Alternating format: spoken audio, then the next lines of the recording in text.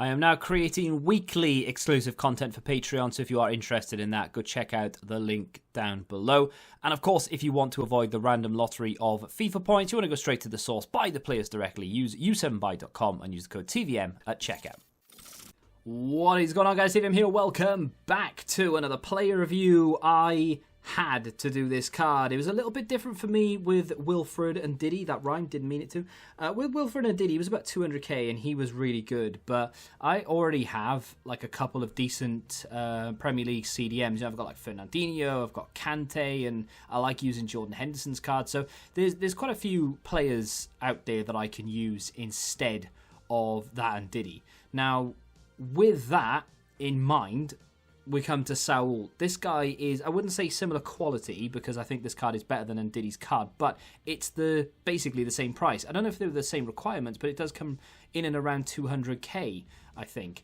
So with that being said, you could argue that it's basically on par with each other there because, I mean, it's between 2 and 220 or thereabouts. But if you've got anything in your club whatsoever that you don't need to buy, you've basically got it down to 200k. And I think that if this card was on the market, he would be double that. So, yeah, you're getting an untradeable card, and the packs you get back for it are not great at all. Yeah, small chance of packing something decent, I'm sure, but not great packs. However, you get it. You're getting an unbelievable card. I mean, this is proper end game in every sense of the word. Now, there aren't that many La Liga teams around. I don't play against them that often. However, I do have a couple of decent La Liga players that have just been sat on the bench doing not an awful lot. So I thought, why not get this card, and I might as well do a quick review of him as well. So here we are with it. Really good card, 93 rated, insane stats across the board. Straight away, if you're looking at this card and you're trying to pick fault with it, you are going to struggle. He is a very well-rounded box-to-box central midfield player that fits this game almost perfectly. There are probably one or two things worth mentioning that we may pick up as a negative, but on paper, there isn't an awful lot to speak of. 3-star skills, some people may gripe at, but honestly, I'm not that bothered. I think that's fine. 4-star weak foot is nice. High work rates for a box-to-box midfielder in particular is fantastic. Couldn't ask for better. If I could hand pick the profile stats, you know, like the skill moves, the weak foot, and so on. To be honest, I would probably, I'd make him 4-star, 4-star, or 5-star, 4-star, just because, but 4-star, 3-star is fine, and the high work rates is what I would actually give him if I had my way, and a lean body type as well. So that is pretty damn nice. And of course, across the board, acceleration, sprint speed, 85, 84. That's not bad. 84 agility, 80 balance is probably something worth griping about, I'm sure. We'll get to that. But then we go into, everything is just 90 this, 90 that, right? 95 reactions, 98 ball control, 94 dribbling, 97 composure. I will go on. 92 heading. You've got mid-80s for defending across the board, which I think is fine as is. It depends on how deep you want to play him and what sort of role you want him to have. Like for me, 4-1-2 and 2 narrow, and he will have absolutely no instruction on him whatsoever.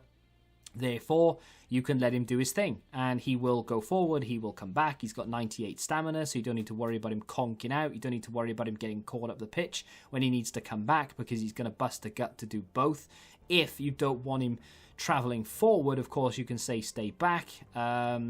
I didn't really feel like I needed to do that, but, each to their own. 90 long shots, 91 shot power, 91 positioning with 87 finishing as well. Just really nice across the board. So well-rounded. 99 short passing, some of the best passing in the game, I might add. And then 96 vision to boot, with 97 long passing if you need it. 86 strength. He is 6 foot as well, of course. So you're on the edge of not like losing the meta feeling, because he's got a lean body type. So 6 foot lean body type, relatively good pace. With a chem style, by the way, which of course you would have seen is already an engine. He has 90 balance and 89 agility, which I think is fine. And with that lean body type as well, he feels really good on the ball. His drag backs are really nice and crisp. Not that you're doing too many of them, I'm sure, but very capable of doing that. His passing is the highlight, though. We can talk about that for a minute.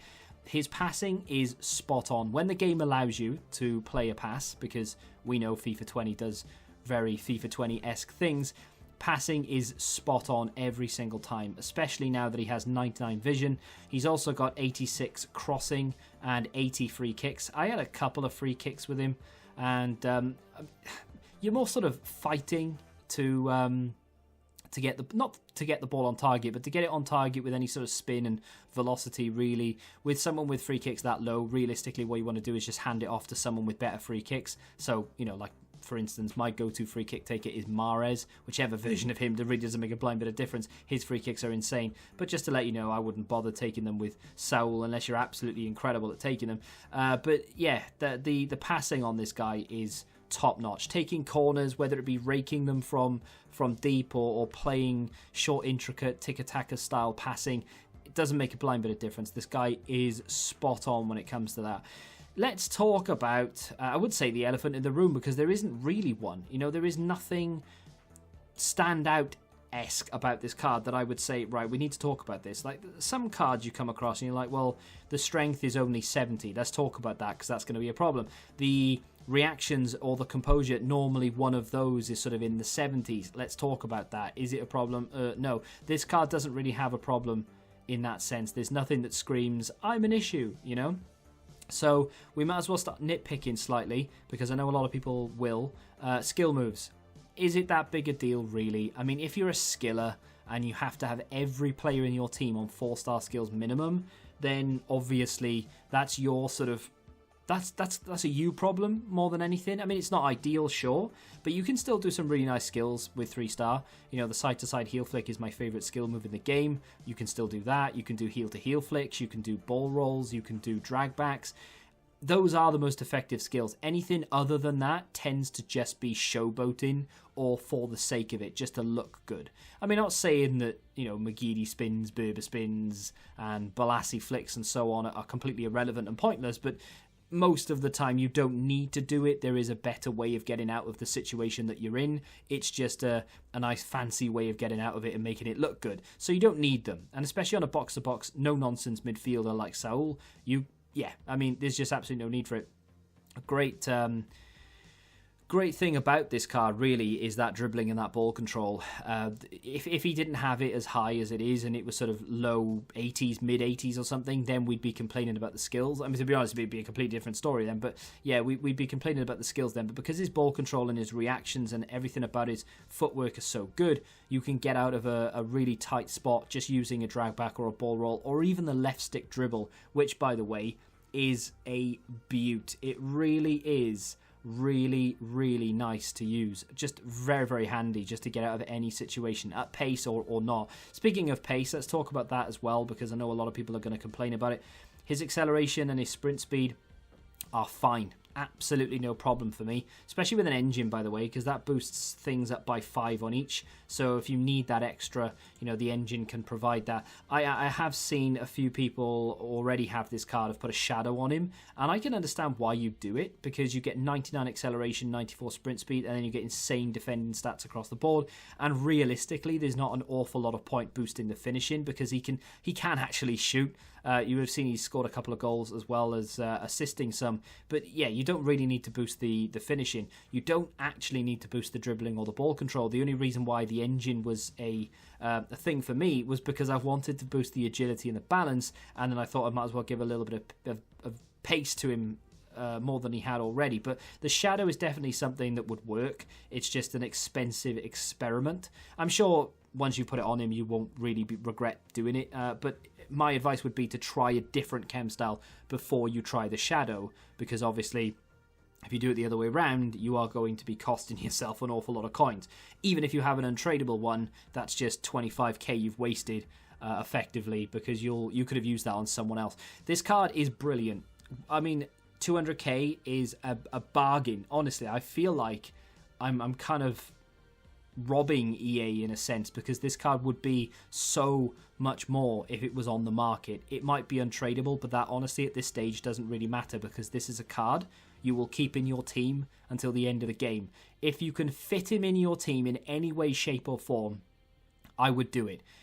Is it worth doing and then remodeling your team around him? Maybe not. Depends what stage you're in, how many Premier League Team of the Season cards you have, etc.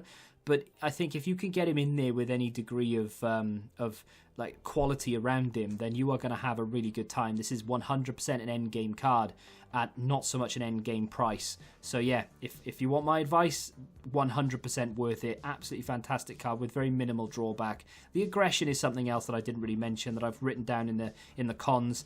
Something that maybe will cause a few problems in terms of going in for a challenge and retrieving the ball, but for the most part, honestly, I think you'll be fine. Great card. Let me know what you think of him in the comment section down below. If you have enjoyed the review, hit that like button, subscribe to the channel if you're new, of course, and until the next time, goodbye.